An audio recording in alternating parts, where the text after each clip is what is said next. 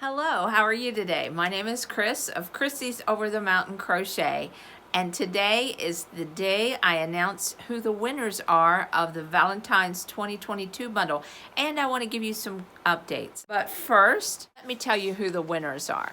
Now, the Valentine's 2022 bundle is all of the crochet patterns that were released during the Valentine's season. There were two series. There was the From the Heart series and there was the Proverbs series. And you can learn more about that in previous videos. I'll post links for you if you'd like to see and watch what happened during those times. I've had a lot of fun during this Valentine's season. I'm looking forward to Easter and I'm looking forward to a huge Christmas in July. So that's what will be happening in the future, but I'm just going to show you some things that are going to happen in the next week or two. But let's start with who the giveaway winners were, who the winners of the Valentine's 2022 bundle.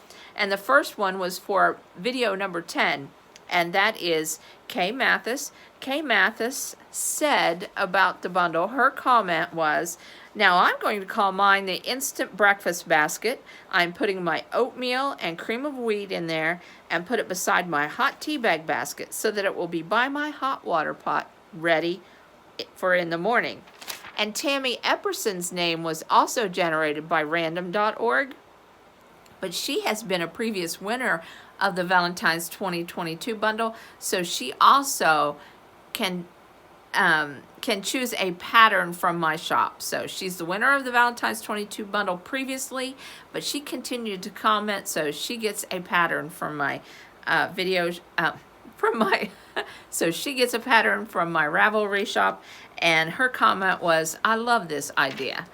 Then giveaway number 11 was for the community idea video. And the community idea video is something I'll talk about in just a minute because we're continuing with that idea.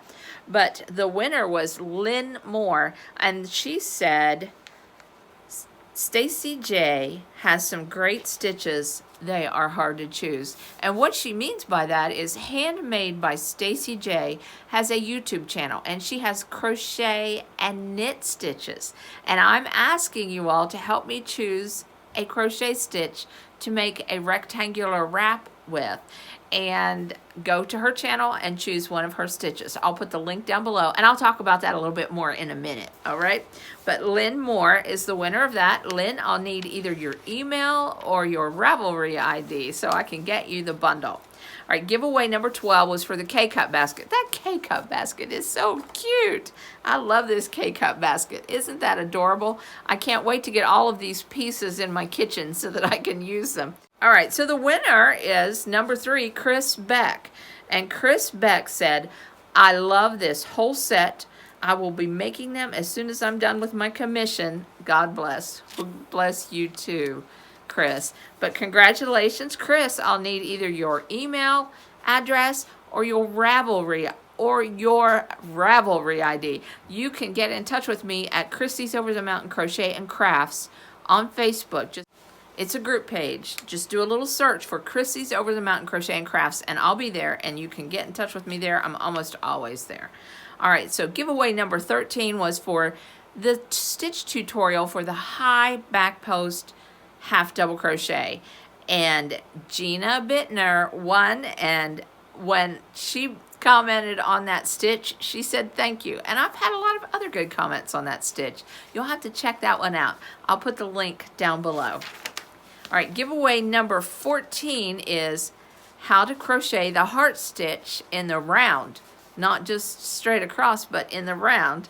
There are some tricks you need to know, and Stacy won that bundle. And Stacy said, "This is a great tutorial. Love this stitch and your baskets." And you know what? I really appreciate hearing that from Stacy, because Stacy is the owner of the channel Handmade by Stacy J, and she makes some amazing crochet tutorials and beautiful stitches. Oh, you have to check out her channel. And number 15 was how to cover a box or a collapsible cube. And the winner of that was Deb Forbes. Congratulations, Deb. I know you're on Facebook. In my group, I need your Ravelry ID or your email, whichever you choose. And Deb said, I love the cover. And then this is the last giveaway. And then the giveaway season is over. And the last giveaway is for the Chemo Cap. Now, if you have any knowledge of Chemo Caps, I would appreciate knowing. Thankfully, I do not have cancer. I did have cancer. I'm assuming it is all gone when they did the surgery, but I do not have to have chemo. But I really want to make chemo caps and design chemo caps. Let me know what knowledge you have of chemo caps. Someone mentioned that maybe the Pipsqueak was not an appropriate yarn. I was thinking of being comfortable. I was thinking of myself, if I had to lose my hair, what kind of hat I would want to wear to be comfortable yet stylish. It's cold here. I would want to look nice when I go out in public. So those were my thoughts. That was why I made it with Pipsqueak. But I do want to continue to design chemo caps. So if you have any knowledge of exactly what a chemo patient needs, is it just a little cap to wear under a wig? Is it something to wear out in public? I mean, I need ideas from those that have gone through this, what they think they would wear and what is appropriate. I've gotten a lot of information, and I'm like, I don't know if that's right or not. And there was a lady that contacted me recently, and she made sense, but I've heard a lot of things over the years. So if you could give me information that, and you're firsthand knowledge, you have firsthand knowledge of that, I would appreciate it, because I do want to make and design more chemo caps. All right, so the winner of this one was Beth Bullard. And Beth said, Beth, I need your Ravelry ID or your email. And she said, that yarn is very soft, and praying that God heals you. And thank you. I appreciate the prayers. I need the prayers. There's still things that I need to navigate and understand. It's, the surgery, it didn't just end with the surgery, and it doesn't just end with the fact that I don't have to have chemo. And I know I have baby steps compared to what a lot of others have to deal with, but I appreciate the prayers. I appreciate any prayers that you can send my way. I want to be a healthy lady, to continue in the Lord's work, to continue crocheting, and to continue to be a viable family member that is helpful to the family and isn't a burden. And I know that's what we all want. But I do appreciate those prayers. All right, so let's talk about the project that I had mentioned, the challenge that I had mentioned, the Stitch Challenge, where I'm joining with Handmade by Stacy J, and you all choose a stitch. I've gotten some really good feedback. The feedback that I've gotten so far is, someone mentioned the Rose and Roses stitch, the Flame stitch, the Twist and Cross stitch, the Fantasia stitch, and the Cable stitch. And I have it on good authority that Stacy may have a new stitch for us to choose from. Keep in mind that Stacy has crochet and knit stitches. I'm not a knitter. I'd like to be a knitter, but I haven't put the time into knitting, so this will need to be a crochet stitch that you think would be beautiful for me to design a rectangular wrap.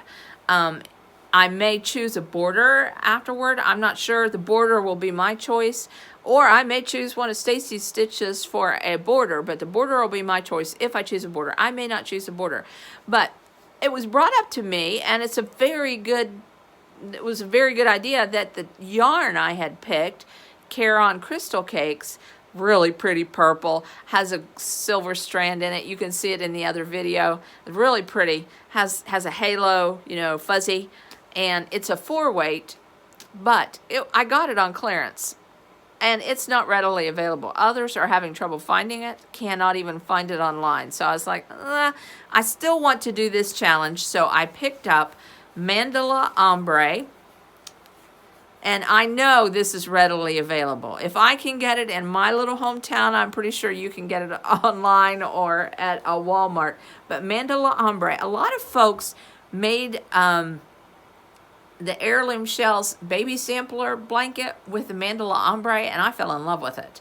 And I thought, I'm going to stick with the purple. It's a 4-weight, so if you cannot find the Caron Crystal Cakes with that silvery strand through it, grab you some Mandala Ombre if you want to take part in that. Or you can just, maybe you just want to help me choose a stitch and watch it happen.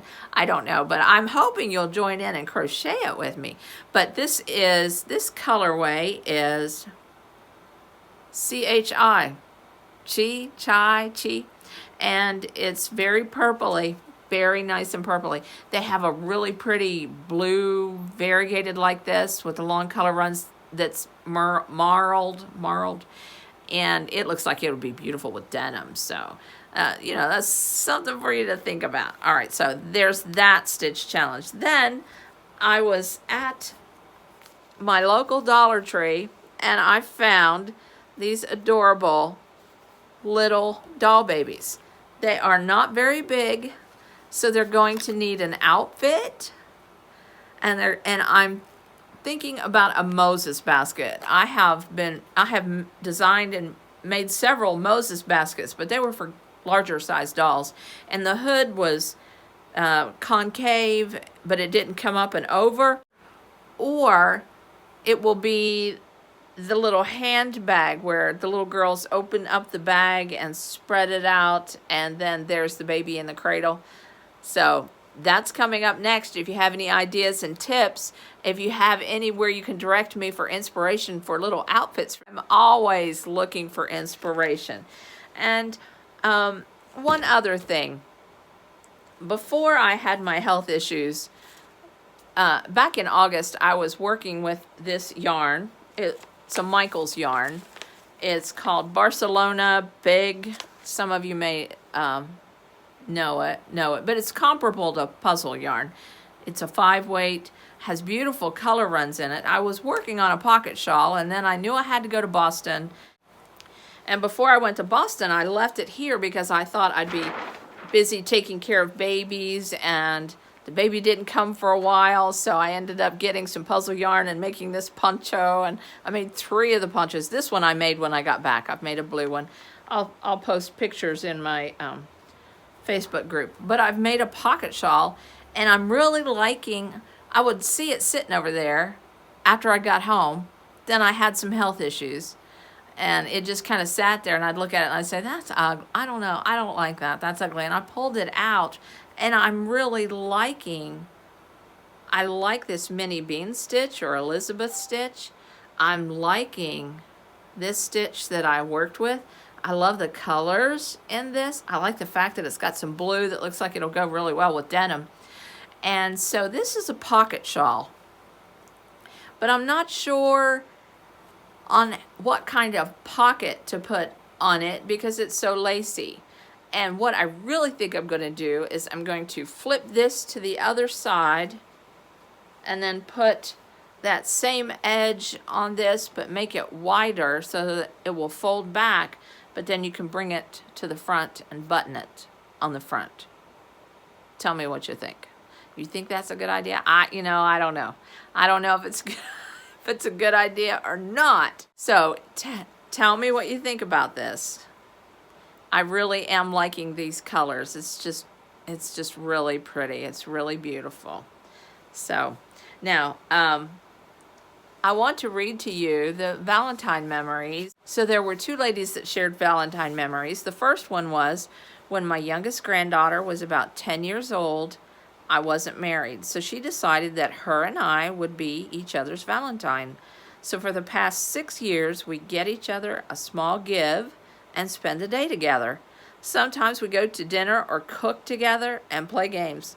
It is one of the holidays I look forward to. Isn't that sweet? I really, really like that. I like the fact that that young girl has something to look forward to at Valentine's that isn't what the world portrays that Valentine's should be all about. That she can share her love with her grandma at Valentine's Day. I think that's just really beautiful. And then another lady, she said, my son was born on Valentine's Day in 1991. The last memory was shared by Crafty Critter. That is her ID. I didn't get total permission to share this one in word form, so I'll not share her ID. But what she said was, my son was born on Valentine's Day in 1991 during a blizzard. He was the only boy born that day, and all of the nurses wanted to hold the Cupid of the maternity ward.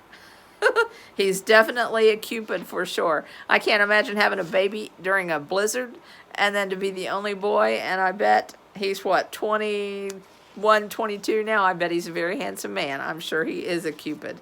But share with me your Valentine's Day memories if you'd like. My Valentine's Day memory is rather funny.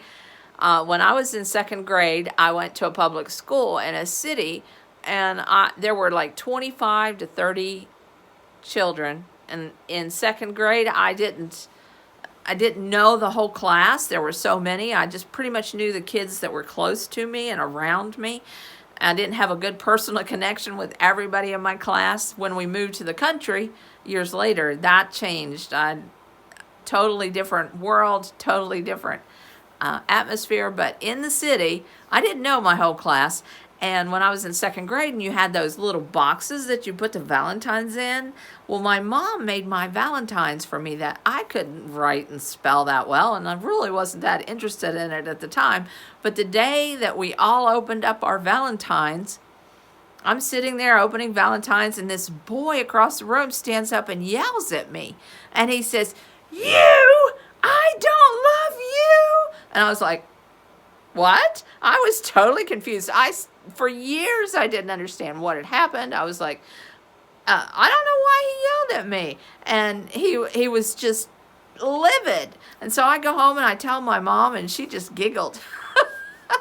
It turns out my mom picked what boy she wanted to send that Valentine to. And of course, I was clueless. I was totally clueless. And it took me growing up and understanding what really happened, because I didn't really even grasp boys that much, even until I was 16, 17. I was a pretty big tomboy. And then when I got old enough and I realized what happened and I asked my mom, of course, she couldn't remember. But now that I'm older, I know what my mom did. She set me up with who she wanted me to be with. Oh, moms can be ornery, can't they? If you have a good Valentine's memory, share it with me, whether it's funny, whether it's happy. Hopefully it's happy, but please, I'd love to read them online. If you would give me the okay to read them online, I'd like to share that with others. So it was good to have you on my side of the mountain. Congratulations to all of the winners. I have St. Patrick's Day videos coming up. I have St. Patrick's Day patterns coming up. I'll be working on Easter and a huge Christmas in July. So stay tuned. I'll try to keep you up to date with what is happening. One other thing, the Valentine's bundle, the Valentine's 2022 bundle is available, and it will be available at a discounted price for just a short amount of time. But I got caught up in trying to get all of those patterns listed and on blog posts, and I got behind and I didn't get to share and celebrate Valentine's like I usually do. I love celebrating Valentine's, any holiday, and when I'm celebrating, I'm giving away free patterns. So Juliana Carney commented that February is the month of love. So I will continue to share my old and my new Valentine's crochet patterns during this time of love, and it will be considered a love celebration. So I'll be updating you. You need to go to Christy's Over the Mountain Crochet and Crafts, the Facebook group, to stay on top of the celebration. So I hope you'll join me in the celebration. I hope you'll come back to my side of the mountain soon, and like and subscribe if you aren't, and ring that bell. I had to ask somebody, what does the bell mean? But the bell means you'll get your notifications. I'm so clueless on so many silly things. So it was good to have you on my side of the mountain. I hope you'll come again soon. Like and subscribe, hit that bell, and don't stay away long. Bye.